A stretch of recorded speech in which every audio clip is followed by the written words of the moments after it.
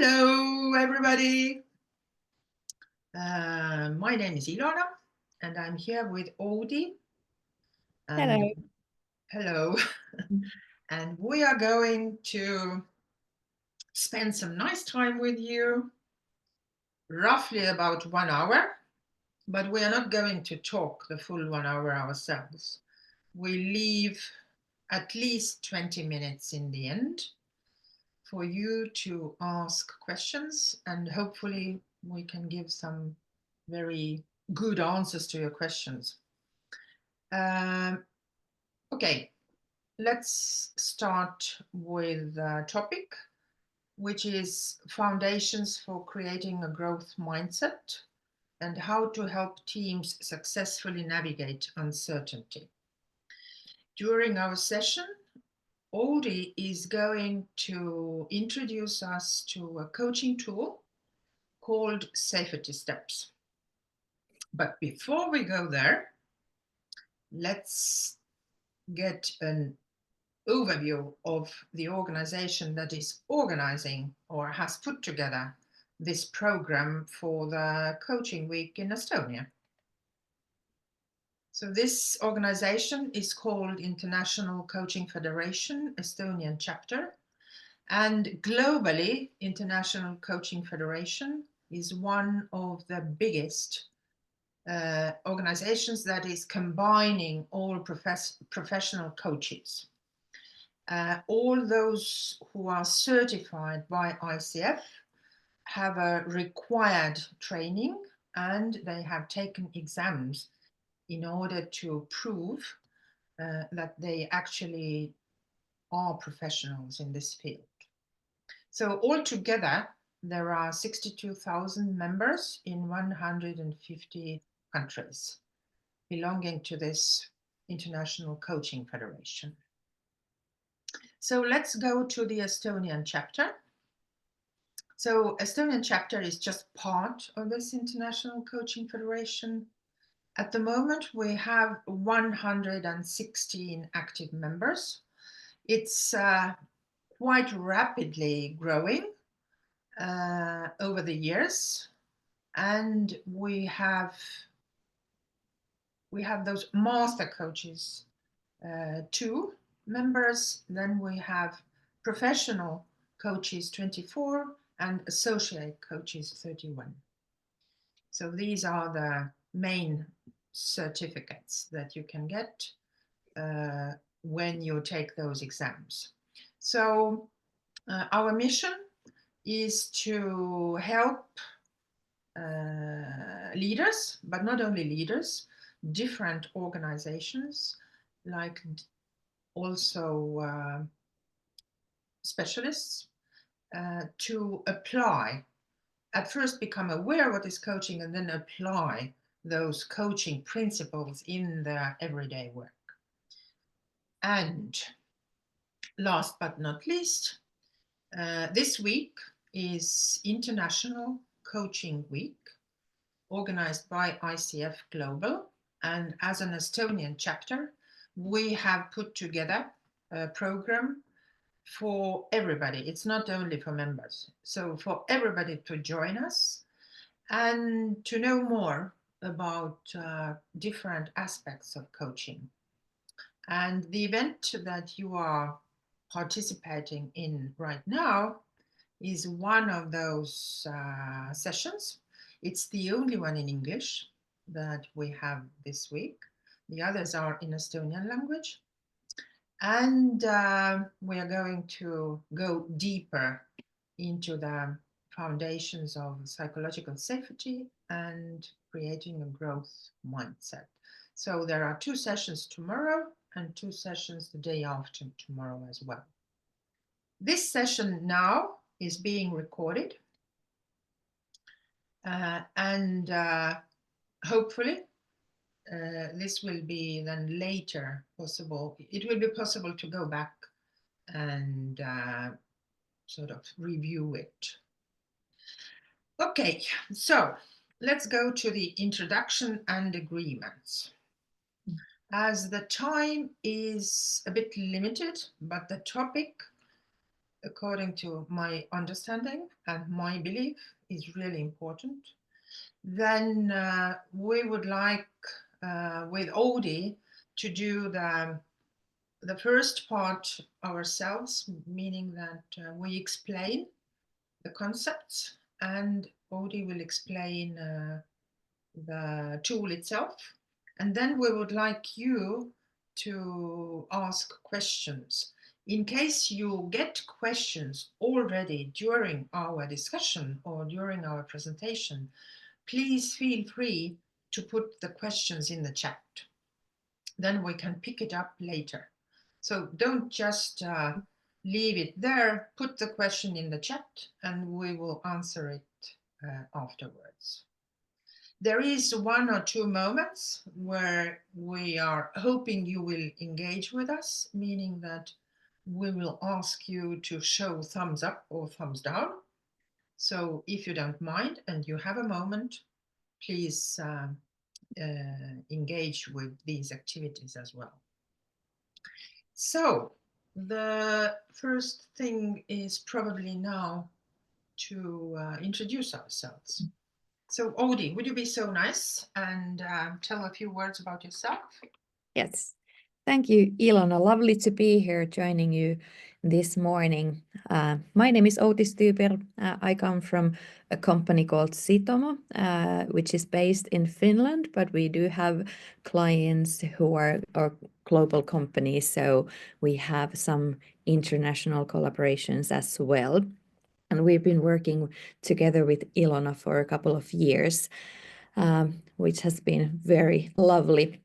I'm an organizational consultant and I'm passionate about learning. That's my background. I used to work at the university in the department or faculty of education. So I strongly believe in all of our capacity to learn and develop, and also as professionals to develop ourselves.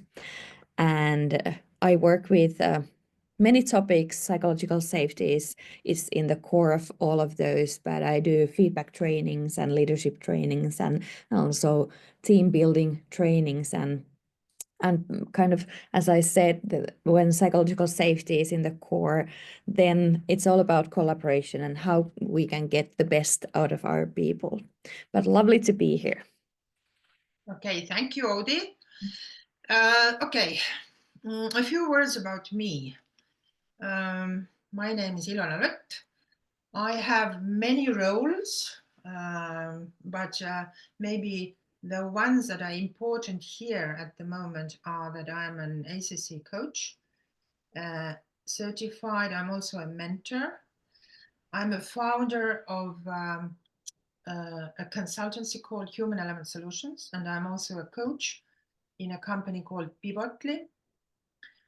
I have more than 25 years of experience in different business organizations, at first as a business leader, and then I moved through people development activities. I moved into human resources function. The last 10 years, I worked outside Estonia, and I worked based in an international company headquarters in Paris, but I worked in Africa, Middle East, Balkans, and Turkey. So I have quite an interesting experience working with many different nationalities. I think in today's context, it's also important to stress or to focus on the fact that my background, my first degree is in language, English language and literature. And today, when I'm going to tell you about this uncertainty and ambiguity, I'm also trying to make it clear that we as human beings, people, we interpret words in a different way. And that's why it's so important to understand what words mean for each and every person. So let's start now, moving towards the topic. which is, okay, at first we have this thumbs up or down. So how comfortable are you with uncertainty at the moment? So please feel free to put it in the chat. Or Yeah, if it's not in the chat, you can also you can use the reactions. yeah, exactly, reaction part. I don't see it at the moment. I'll see it so I can then shout out. Yeah. So if you feel that you're comfortable with uncertainty, give a thumbs up. There's at least one, and then yeah, a couple more. Are they up or down? They are all up. Oh, They well, are. there's one down. Yeah, Okay. but a couple of more down, but more ups than downs. More ups than downs. How do you feel, Outi, with uncertainty? It depends. When I'm kind of choosing to go to the kind of so-called what's not the comfort zone, but the uncomfortable zone, then it's fine. But then if it's coming from outside, then sometimes it feels a bit too much. Yeah. Well, personally, I also want to share that normally I am thumbs up because I am this person who is looking for this challenges or uncertainty, and sometimes I'm also putting myself, very often I'm putting myself into this Yeah. situation because I have found out that this is part of my personality, and also I want to develop certain parts in me. But of course, as you say, there are situations, and I mean, there are those outside criteria, outside things that are happening that create this feeling that this I don't want, or this I don't know Yeah. how to deal with this ambiguity at the moment. Yeah. There are Okay. some comments that Yeah. there is a connection to control, and at this age and day that we are living in, the world is kind of a little bit chaotic at times. So I totally understand and share that feeling. Yeah, absolutely. At some moments you feel that everything is falling apart, Yeah. and then it creates this anxiety, a lot of anxiety. Yeah. Okay, but let's look at those terms and what do they mean, and how we as people then react to these situations. So the first thing I would like to focus at is uncertainty. So uncertainty, in other words, means that we don't know what is going to happen, or we lack information about the future. So it involves unpredictability, risk, and inability to control or foresee outcomes, as it was mentioned also in this chat comment that if I can't control, I don't know how to actually act or what will be my next steps. And uncertainty arises in situations, let's say, if we think about organization, yeah, then, or our private lives as well. So if there is a bigger change, let's say in an organization, maybe it's a merger or acquisition, there will be a new owner. We don't know what is going to happen. There will be new leader or new leadership team. Restructuring might happen. So this is uncertain, and it might create this stress, hesitation, and things like that. Innovation, trying out something new. We don't know where it's going. So there are no guarantees. Or, as it was mentioned before, external disruptions, market shifts, crises. Today we have AI. Many people don't know what will happen to their work because of AI. And we have different hotspots. We have different war or crisis situations in the world, and we don't know how they will solve or what will happen there. So this is all that is about uncertainty. So now, what helps in uncertainty? How can we overcome this anxiety if things are uncertain? As you can see, one of the things is clarify what are our values based on which we behave, what are our priorities. So we should discuss and agree what are our steps in a situation where we don't know how things are going. Psychological safety, definitely one of the things that has to be in place. How do we create that? We will hear about this a little bit later in more detail. And growth mindset.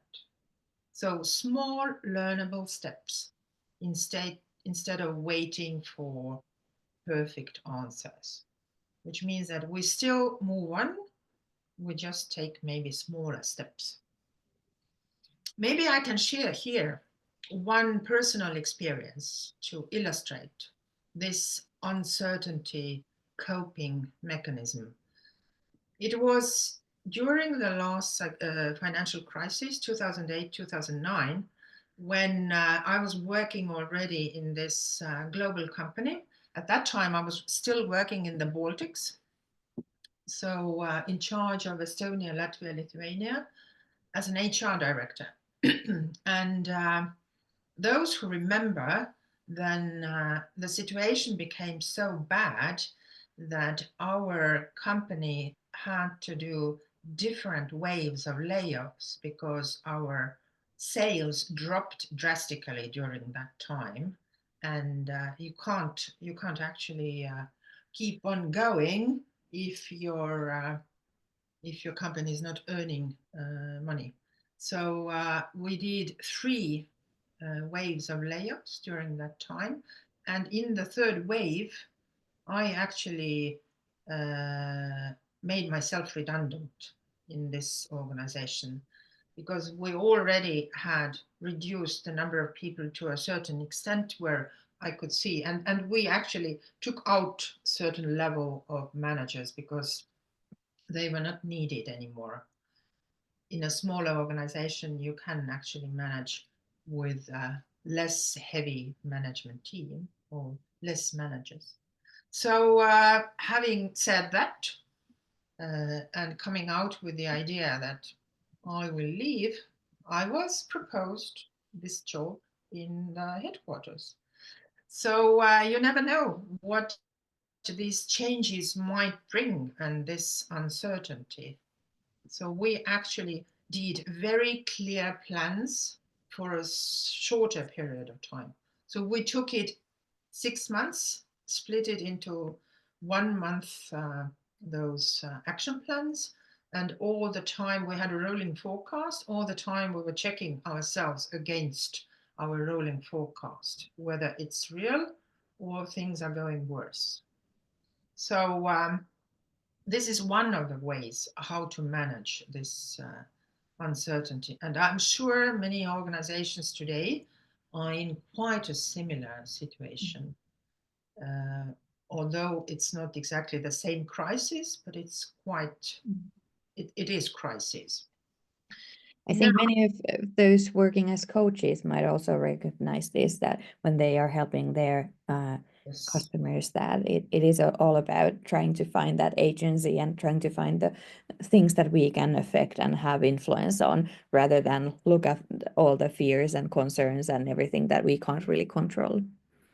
Yeah, the normal reaction in the beginning is like everybody is paralyzed, but this doesn't last for long. So you come out from that, you start taking action. My next nice concept is about ambiguity. So for those who are not, maybe English language is not your native language, so I totally understand. What's the difference between uncertainty and ambiguity? So ambiguity is the state of not knowing what something means. This means this translates into being unclear, vague, or open to multiple interpretations. So ambiguity very often creates frustration and or is followed by inaction. So this is what I say when people actually don't do anything because they don't know what to do, because they don't understand what is expected. And this can lead to conflicting assumptions or misalignment in teams. So in organizations, ambiguity shows up during, let's say, strategy discussions with unclear terms like innovation or impact. Each and every person might understand innovation in a different way. Or it can turn up as unclear roles or decision-making authority. It can come up with vague communication from leaders, which leaves people interpreting things in their own way. And as we all have certain experience from the past, we tend to fill the gaps if we don't have enough information. We fill the gaps ourselves with our past experience and our beliefs. And human beings being normally uh, inclined to think more negatively than positively, then we might fill those information gaps with some disastrous scenarios, which I understand is normal, but doesn't have to be like this. So what helps with ambiguity? Clarifying questions like, how do we interpret this? Shared language. What is expected or what is a good outcome of certain thing? Checking understanding, reflecting back to the speaker. Did you mean this when you said that? So this is very much like coaches asking those open questions and clarifying what is meant here in order to get a clear understanding what the real situation is. And these two things, uncertainty, ambiguity, together with complexity and volatility, they form this VUCA world where we all exist at the moment for the last 10 years, probably already, and which requires psychological safety and growth mindset in order to navigate this VUCA world successfully. I have put together here two things, this uncertainty and ambiguity, in order for you to see that these are slightly different things and how to then tackle these challenges if it's one or the other. Personally, I think that I have seen this ambiguity more frequently because of these different possibilities of interpreting things in organizations. So this probably is something that we can, if we create this psychologically safe environment, we can tackle these challenges more easily. Okay, let's go. Aha. So putting these three things together, these concepts, we have created something which is called trigger, buffer, and response. So ambiguity and uncertainty act as triggers. Psychological safety is a buffer. So what is a buffer? Buffer is something that reduces stress, conflict, or risk. So it gives space to process different challenges without immediate damage or reaction. Let's say an example of psychological safety as a buffer during a change is something like a good onboarding process can act as a buffer to reduce culture shock when somebody joins an organization, or taking a deep breath before reacting to an email emotionally.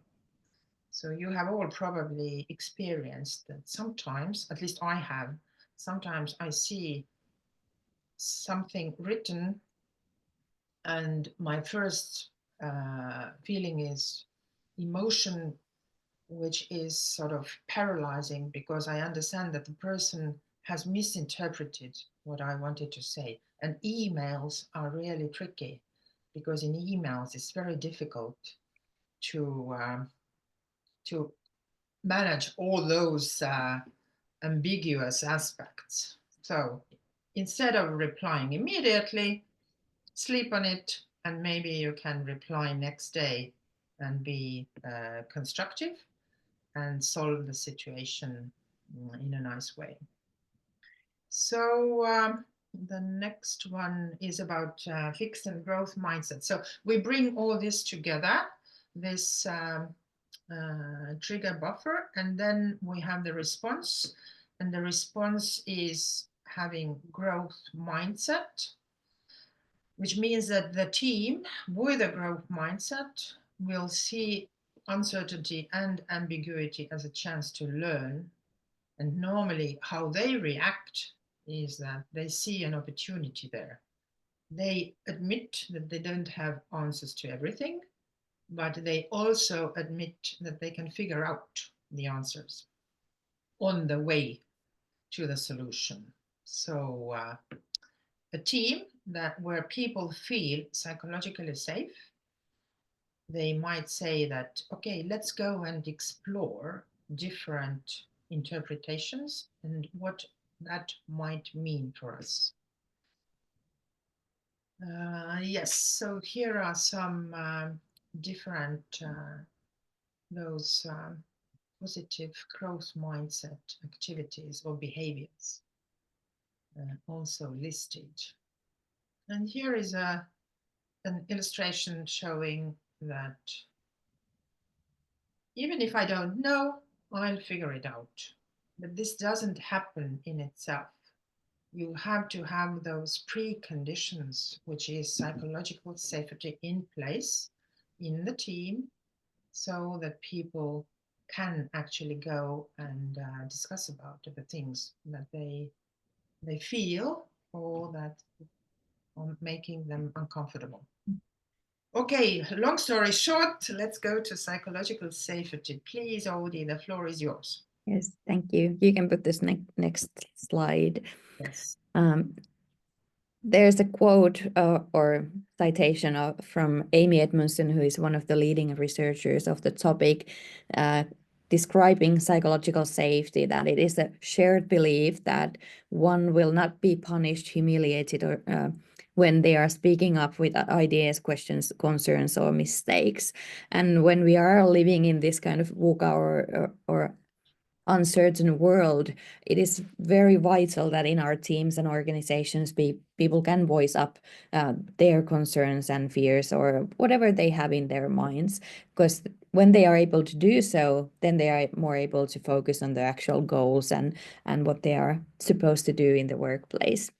And if you put the next slide, we are trying to illustrate here that we are not trying to take away the intellectual friction, but we are trying to minimize the social friction between people so that people wouldn't have to worry if it's okay for me to say this, what happens to me, because every time when there is a low or weak psychological safety, people become silent. And maybe you've noticed this or have experienced this in your teams or workplaces, that when people feel that there's too much risk for me to say this aloud, it might be linked to power or status or just your role in the team. But it's very important to be able to voice that out. And if we look the same thing from the positive point of view, then we might say, and this is modified by our company, that we should aim to develop teams and companies where people feel that they are expected of speaking up, voicing their ideas in order to develop things, in order to make any innovations, in order to people just feel comfortable with each other or just supporting their resilience and well-being. And there are some misconceptions or myths about this concept of psychological safety. It doesn't mean that we are just nice to each other. It doesn't mean that we should create some kind of harmony where there aren't any conflicts ever. But psychological safety allows us to have those difficult conversations and being able to talk about or challenge each other's ideas or even the practices or what we are having at the moment when we feel that the world has changed and we need to change as well. Also, it doesn't mean that you can always get your way, or if it's just like a company policy, that there are different misconceptions, and you can go through this when you get the slides or look at the recordings. But as the time goes, we are moving on. The concept of psychological safety has been studied and researched quite a bit. It all started in the 60s with Edgar Schein, and the whole idea has always been how to support learning in the teams, why some teams are performing better than the others. And the key element is that when people feel safe in the team, when they feel that they belong to the team, when they feel it's okay to learn, when they know their role and how they can kind of influence and what's their part, what is expected of them, and when they also feel that it's okay to challenge the way they have been doing things, then we can say that there is psychological safety. But just to highlight that there are some researches, and we also did in our company a research on our own, because we wanted to find ways how to support this topic in teams and how to help our customers and clients to develop stronger psychological safety. And the whole goal is here not just to develop psychological safety, but when we are developing that, we actually get to see better collaboration. We get high-performing teams and we get, well, things done better. But what we found in our research is that leadership has a strong effect both on psychological safety and on psychological capital. And one could say that psychological capital as a concept is very closely linked to growth mindset. People are more engaged, more able to learn, take initiative, and just perform better. So there are very good correlations here to both ways. When we are developing the collaboration and psychological safety of the team, we also help individuals to become better. And this research actually led to this safety steps tool that I'll explain more detailed now. It is a survey that measures psychological safety of the team because it's a shared concept. It's not individual characteristic, but it's something that we share together. And also when we get the results, when we then know which areas or elements of that collaboration we should focus on to develop. Also, of course, it shows which elements are the strengths of that team, and also we can support and make sure that we are not losing those strengths and losing the things that are already working well in the team. The survey works in a very easy way. The participants will get a link. It opens up in a browser, no usernames or passwords needed, so it's very easy to use in many different settings or circumstances.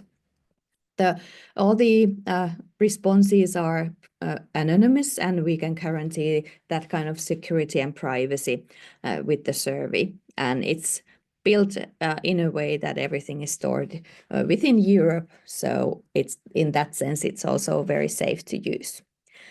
In this picture, you get to see the 7 elements that are creating the psychological safety of the team, but we also have in the survey the possibility to check how leadership is affecting the safety or the experience of safety in the team, and also how the whole organization is affecting the experience, how people feel about the psychological safety. You can move on. This is just a sneak peek of the survey, how it looks in the browser. So there are these different statements or questions people get to evaluate, and the scale is from 1 to 10. And actually, if one is giving like a lower score, it's in this next slide. There is a possibility to give open comments about it. And as coaches, when we are using this survey, this is the key element to get to understand more how people are experiencing the collaboration and level of psychological safety in the team.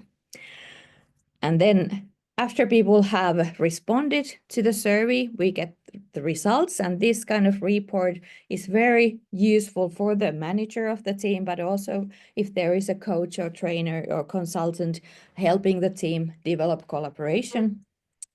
You get the average scores of how people are experiencing the collaboration or the safety in the team, but you also get to see how the assessments are divided in the team. So like here you get to see that some people feel that it's very good and there are others who feel that it's very low. And then you understand that, okay, if people are experiencing these things very differently, then there are issues that we need to address and tackle, and you get some ideas how to help the team to move forward. And this is just giving you some kind of idea how it could be shown to the team that there are these numbers, but it's not about the numbers. It's all about the meaning that we give to the numbers and how we then react to these and how we can then help the team to develop their collaboration. And with this report, you also get some written feedback and some ideas how to develop. These are just giving you some idea how this tool actually works. And here you just see some kind of examples how it could look like.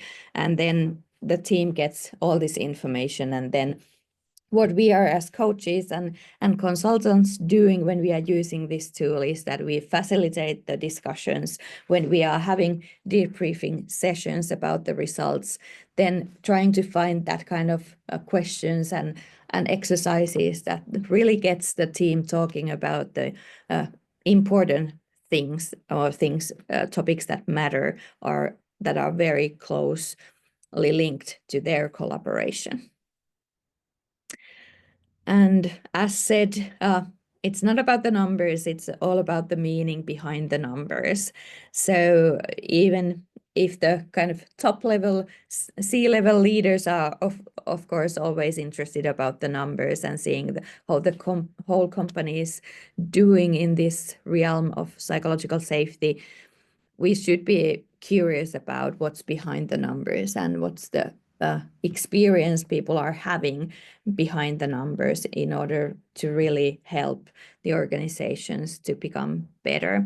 And there is so much research evidence on the topic. If people are feeling safe in their workplaces, they are more able to face changes, face uncertainty, face ambiguity. So this is like a tool or mediate some kind of method to help people to just perform in this day and age.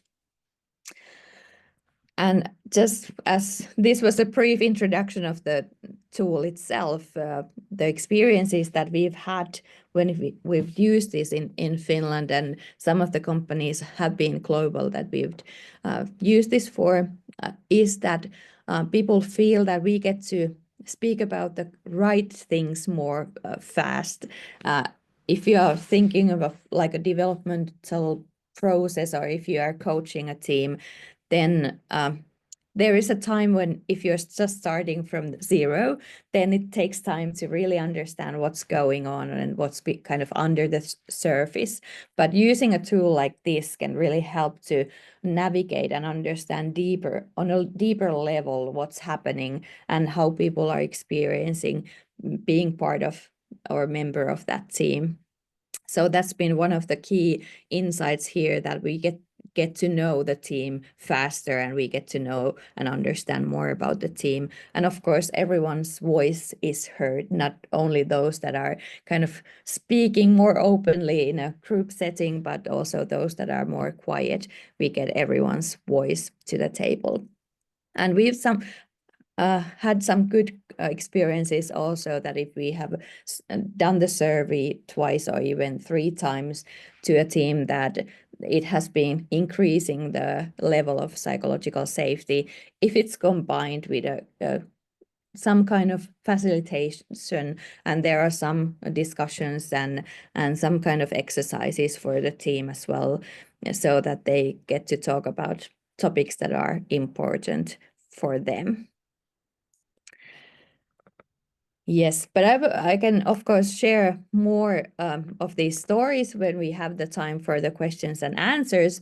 But just this is a sneak peek of the whole tool and everything. So if you are interested in becoming a certified user of the tool, we are having a training session that contains or consists of 2 mornings.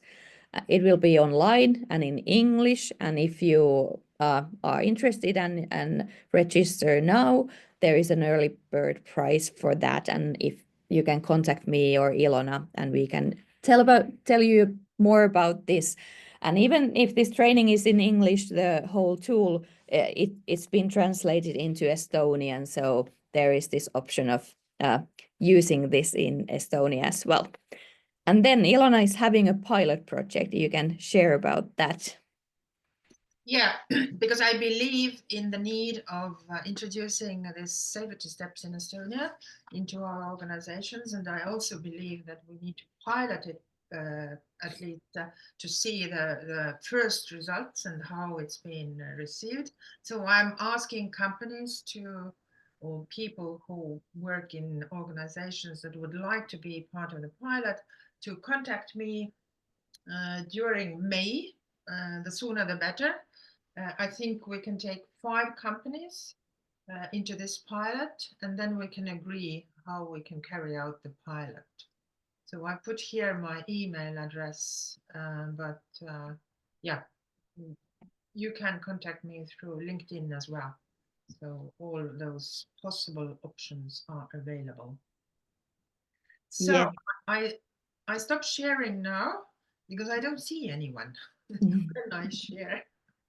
So now I can see you. Yeah. And I can see that we have 82 participants. Okay, let's go. What are the questions? Yes.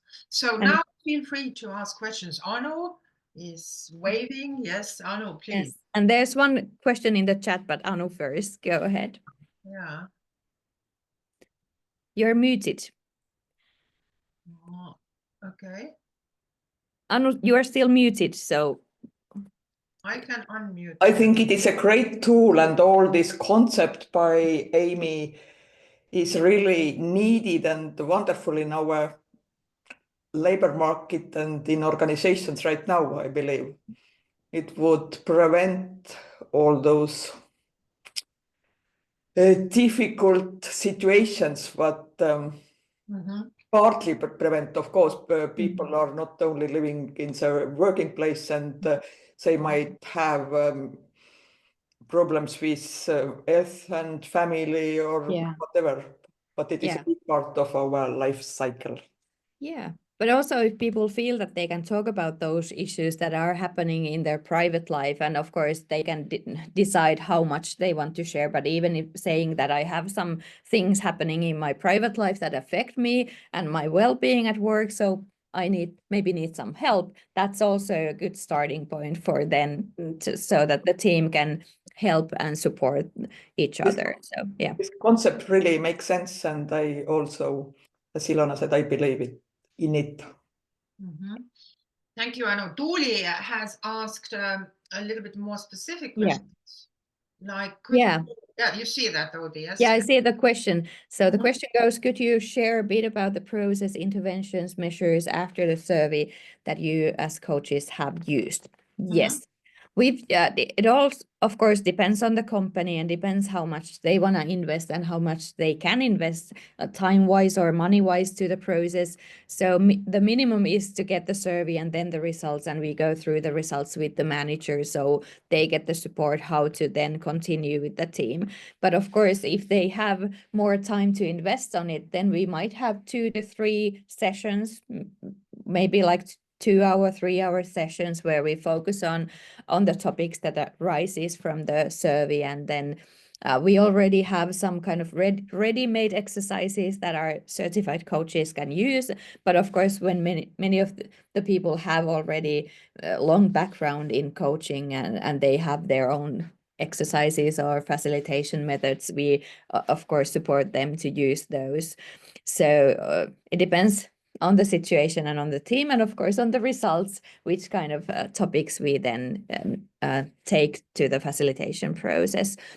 But many times maybe you've experienced this as well, that we don't have time for speaking about how we are collaborating. Of course, the whole kind of energy goes towards the goals and towards the what is expected of the team. But those moments when we get to stop and talk, what does this mean for me and us together? It's very useful and beneficial in many ways. And then when you get this kind of results already, you get to the point faster. Tuuli's other question is it also usable for a team and not for the whole organization? Yeah, you can use it for a team. You need at least 5 responses in order to get the results out of the system.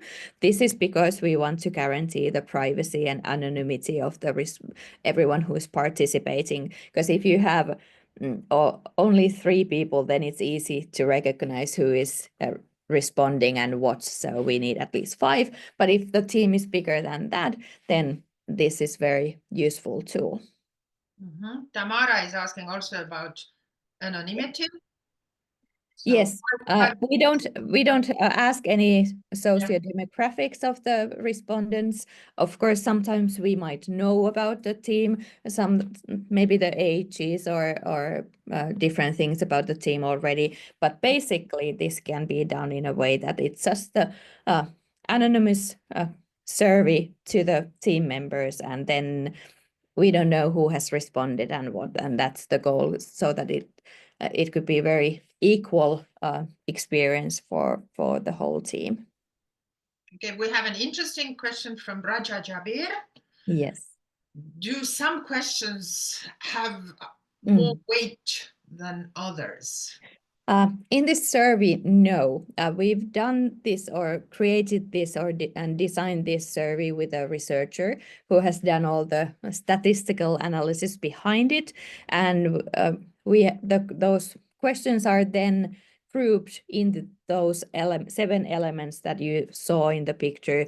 So there are some elements have more questions than the others, but the kind of statistical analysis guarantees that they are valid questions for each element. And then we have Eili's question: what is the price of single test for company? Yeah. Well, as we are kind of coming out to Estonian market, we haven't set the price point yet totally. That's why we are having this pilot project, so we get to test whether this works in Estonia or not. In Finland, at the moment, the price is around 20 to 25 euros per participant. So it's priced according to the how many people are in the team. And on top of that, you will have then the coach or the consultant who is going to help you. If it comes with a longer facilitation process, then there might be some added costs, but that's the kind of minimum price for the actual survey itself. But also we do it because we have some bigger companies. For example, right now I'm doing this survey to a company that has over 200 people. Then we might give some discount because the volume is so big. So, yeah. Okay, we have another interesting question from Ruttuja. how could this tool be positioned effectively to generate buy-in from organizations? What is your experience? Well, good question. As we've done this now, we developed this tool about 3 years ago. So we've been also kind of testing the market and trying to find the easiest way to buy this. And some companies have been like excited to maybe take this instead of using the employee engagement service. But of course, many companies already have different surveys that they are doing every now and then. So it's now for this time, it's been more useful for coaches to use in their coaching processes and different kind of developing projects. So that's how we've been doing it so far in Finland. We noticed that it's kind of easier to get the clients or the processes going on if there is a coach or trainer who is using the tool. And that's why we created this certification process. I don't know if I answered the question. So Yes, you did, I think. yeah. So Eveli has an interesting question, which is describing a situation where psychological safety is already on decline because something has happened. And how could this tool then be used in order to improve the situation?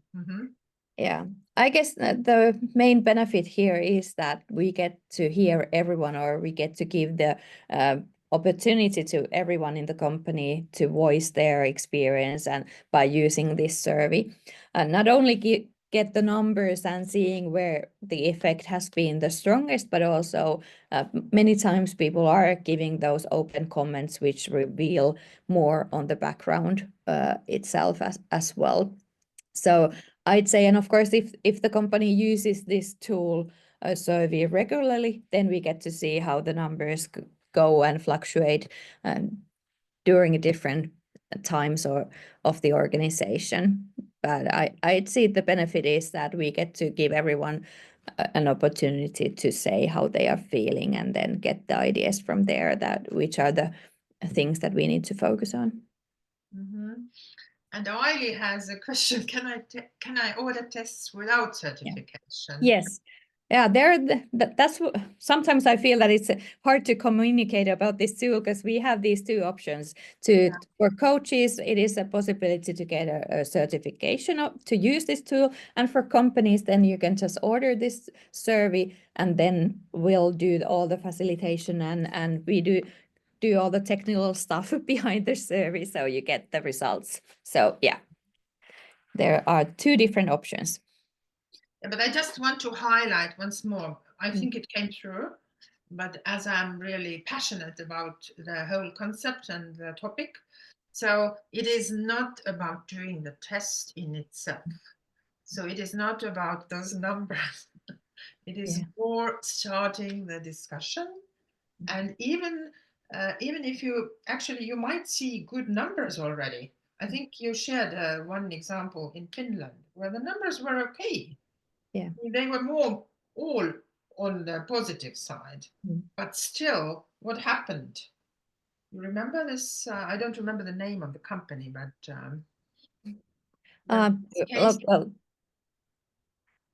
but I don't remember the details. But there was this case where everything looked already good, but they still started highlighting those areas for improvement. Yeah. Even the numbers were not too low, and changes started happening. Yeah. Yeah. There are actually several. There's been one company that said that we didn't realize we already had these strengths, and that was very important for them to see that, okay, we have things that are working well, and then they get to develop that. But also for those that saw that, okay, our numbers are good, but we still might need to address some of the things, and that was kind of the starting point for them to really develop and focus on how important it is to work well together. Yeah. Okay. Tomorrow. Okay, thank you. Yeah, thank you for joining us. And like Ilona said, you can contact us either through email or then LinkedIn. So please. Actually, I would like to put a feedback link into the chat, Yeah. which means I need to find it.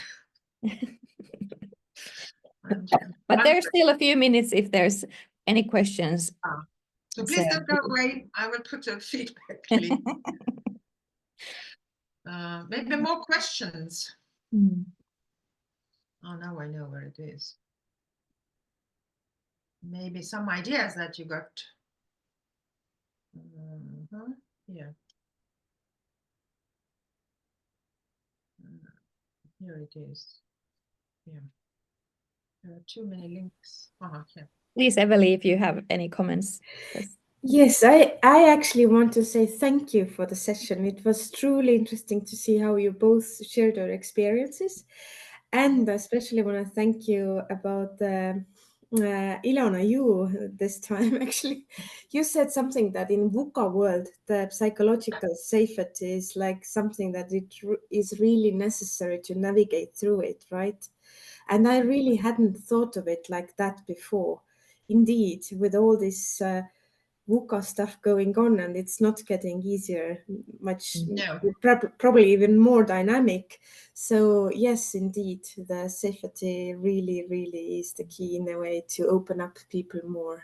So thank you for the whole session.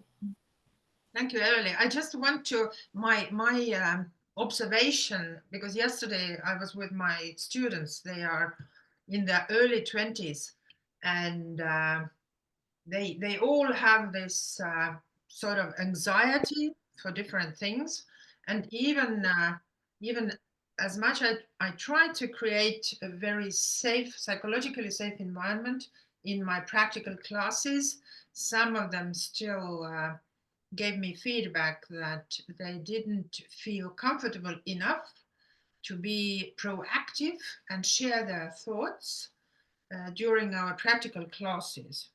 So what I want to say is that this psychological safety is not something for granted, that we need early on to start talking about that, especially in this VUCA world, because these younger people, they grow up with mobile phones and all that stuff and social media. So it is getting, maybe I'm not too optimistic here, but it's not getting easier.